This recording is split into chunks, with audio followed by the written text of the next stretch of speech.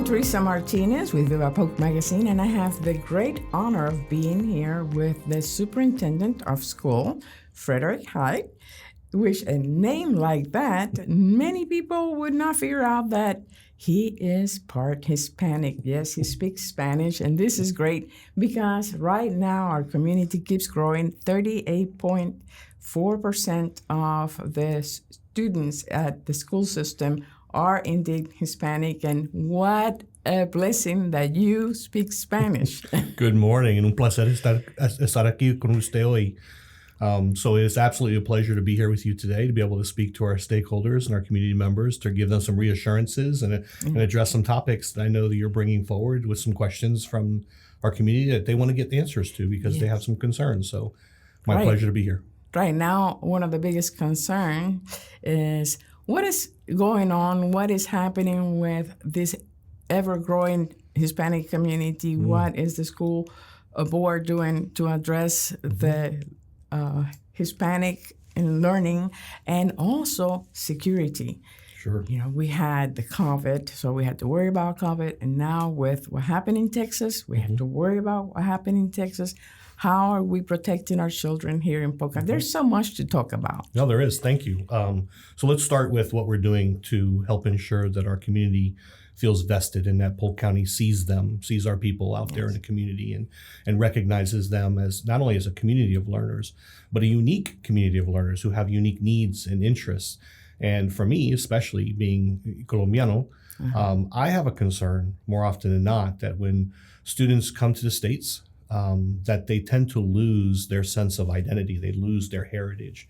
So as a school district, starting this year in our new strategic plan, there are a lot of initiatives that we are launching to help support and allow our students to thrive academically in order to get ready for college or career readiness or to graduate and go on and move into a trade or into the military, but to also maintain that sense of identity and who they are.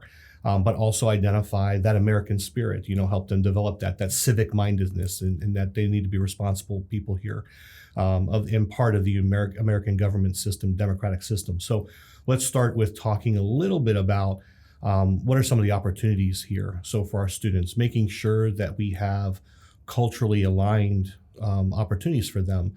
We have, for example, European history, European literature classes. We also have, as required by statute, African American literacy classes and literature classes. And so we're starting to replicate those for Hispanics as well so that they can, again, read, develop those foundational skills, but also explore their background. And so they can maintain that connection to who they are and where they come from. Which is so important. Absolutely.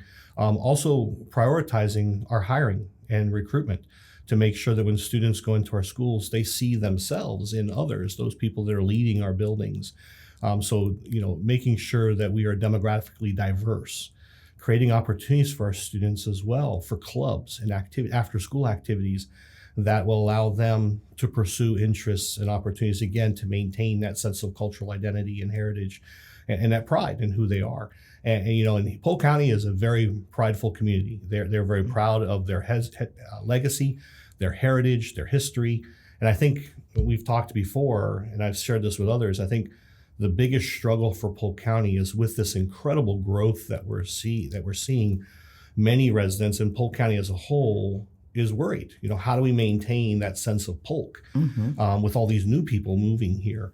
And the same is true for these students and for others as well. We want to make sure that they can get a sense of as they come to Polk.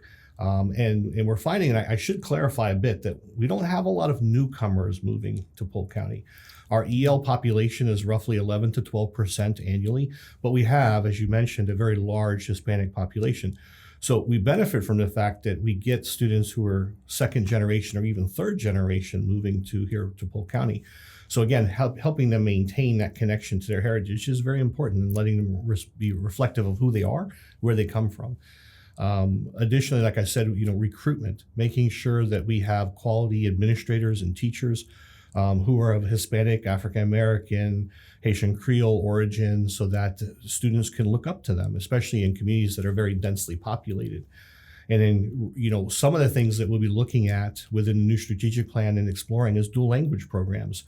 How do we reinforce that? Spanish is That would be wonderful. majority language spoken right now. And so what we want to do is be able to create those opportunities for our students to, again, develop that foundation in their native language so that they can be successful as they graduate and move on to other opportunities. Especially in that northeast area, Hainsey, Davenport. If you go by there, you hear Spanish anywhere you go. Correct. And I know you're doing all these things for the students, but how about the parents?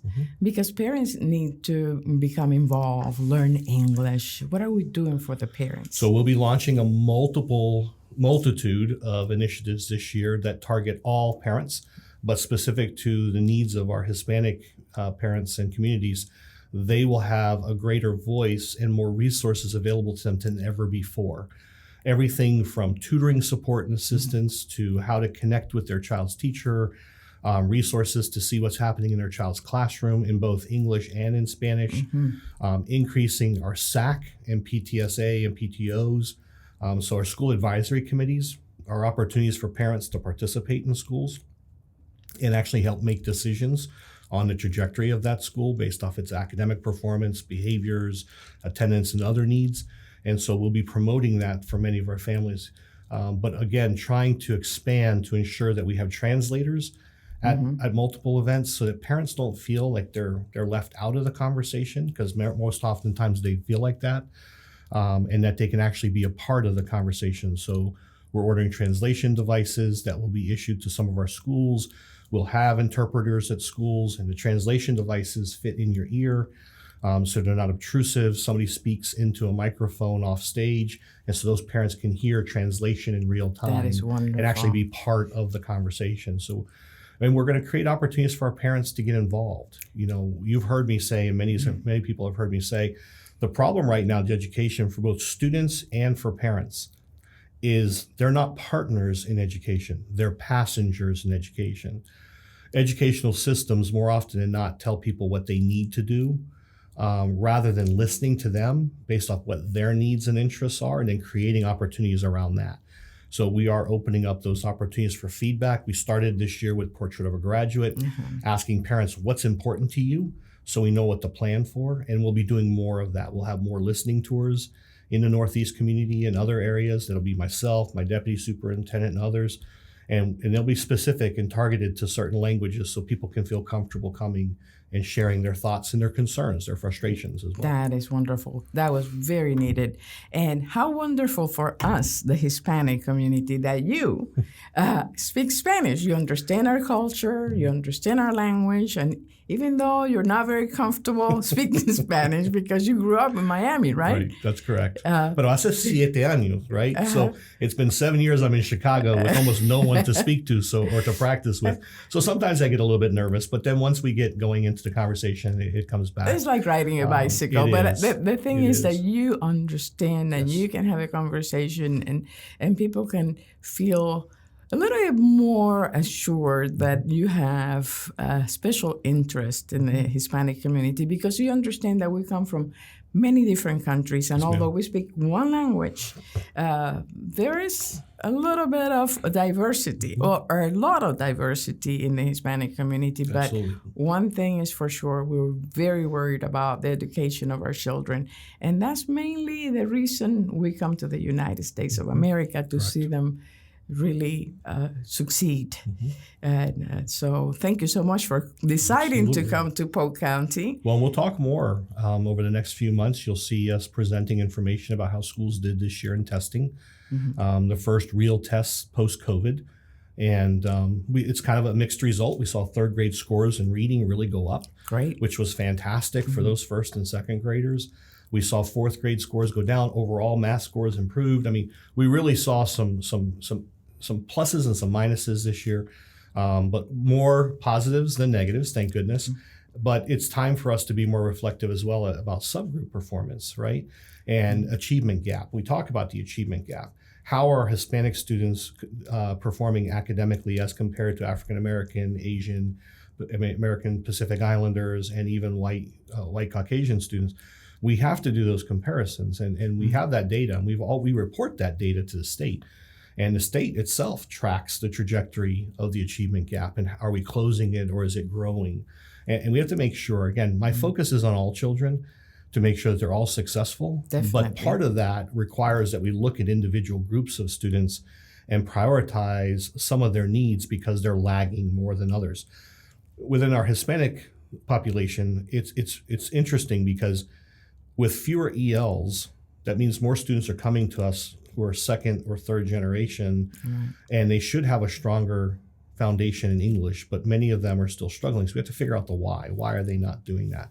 Why are they not performing adequately? And I think that Hispanic literature courses and things like that at the secondary level might create more interest for our students to really get engaged.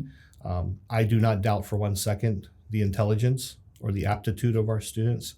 More often than not, it's attitude, right? Do they see value in what they're being asked to do each day in the classroom and those types of things? So we've got to talk to our kids some more and figure out what we can do to better support Communication them. is key.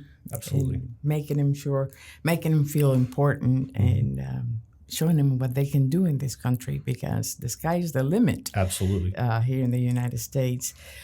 Let's talk a little bit now about security. What's going on for the new school year? We know that we had COVID, we had to worry about that. Now we had what situation in Texas, like we were talking earlier, and parents are a little concerned. But I believe that Polk County has great security because, after all, we have Sheriff Grady Judd, number one sheriff in the country, and we are blessed to have superintendent, sheriff. So the sheriff and I we meet regularly and we talk obviously about a lot of things, but security and safety is his priority. And we are blessed. Polk County is ahead of the curve in many areas when it comes to school safety and security. And part of that's just who our sheriff is, right? He is incredibly proud of this community, and he takes his job very seriously, and he wants to make sure our schools and our children are protected. And I give him a lot of credit. He's the one that launched a statewide program called the Guardian Program, or Sentinel Program and Guardian Program, and so we benefited from that. Most people don't realize that all of our schools have armed officers or armed guardians on them. Now, the guardians, while they may not necessarily they're not necessarily law enforcement, what's important to point out is they actually have to pass the test at a higher threshold than our officers do. I see. So they have to train more frequently. They have to pass with a higher test score. When they go to the range, they have to pass with a higher score. So the sheriff, in creating this program, created an opportunity for us. And so, again, it's important to point out that every single one of our schools has armed officers. We partner with all of our municipalities. And so sometimes, which officers on a campus can vary. It could be a Lakeland PD officer. It could be a Bartow PD. It could be a Winter Haven. It could, or a sheriff's office. But we're very proud of our partnership with law enforcement to provide safety for our students. There are some new initiatives that will be going into effect. In fact, I'll be filming a video either later this week or next week for families to talk about some new steps that we're launching in security at secondary level. And then there are some things, unfortunately, I can't share because we don't want the bad guys to know what we do exactly to protect our kids. But let me walk through a few that I can share. All of our schools have cameras. We continue to add cameras to our buildings so that we don't have any blind spots. All of our campuses have gates and they're secured on a daily basis. All of our doors are locked during the day. You cannot access or should not be able to access a school building during the day. We don't allow staff to prop doors open, those kinds of things. Everything has to be locked. Those officers walk the perimeter of our schools. And that's one of the things I'm very proud of. So as you visit our campuses, whether it's a law enforcement officer or a guardian, they're not sitting in an office watching a camera of the campus. They're walking the entire campus constantly, interacting with our kids, which is also a benefit that I'll come back to. But they're making sure that our perimeter is secure. They're making sure they're keeping an eye on who's coming and going from our campuses. And so like I said, we're blessed that most of our campuses have multiple people on our campuses that are there to serve and protect both our staff and our students. All of our doors have a buzzing system. And so you cannot access the front office without first buzzing, and they'll ask you who you are, what's your business there? And then when you come in, we have a system called Raptor. A Raptor is our primary emergency response mechanism, but it's also our system that captures every visitor to school. So when you walk onto a campus, they'll ask you for your ID. So if you're a parent or a visitor, and we'll ask you for your driver's license or your state ID, and then it goes into it gets scanned, much like any other security point. And then it captures all that information, and then we capture what time you arrived, what time you leave, who you were there to see, where you went, and then you're escorted. So if you're going outside the office area for a meeting, we escort you to that location, so you're not left to wander the campus by yourself. Additionally, what Raptor allows, and I can hold it up here, Raptor is our emergency response system, as I indicated, that our staff and everybody else has access to. So on any given campus, they have it on their phone, and they can trigger an alarm. They can trigger an alarm because they smell smoke, or they see a fire. They can trigger alarm if they see a stranger on campus. They can go to a code blue lockdown. They can trigger alarm if there's a threat, if they see something. And so it's a great program. All of our schools have it, and all of us just went through a 2-day training again on this program because, as you know, practicing how do we respond in these emergency situations are important. And then we do drill. We do. This year alone, since I've been here, we've done 2 large-scale drills where we say, okay, here's an emergency. This is what's happened at a school. Everybody report. There's a certain timeline in which everybody has to get to that location.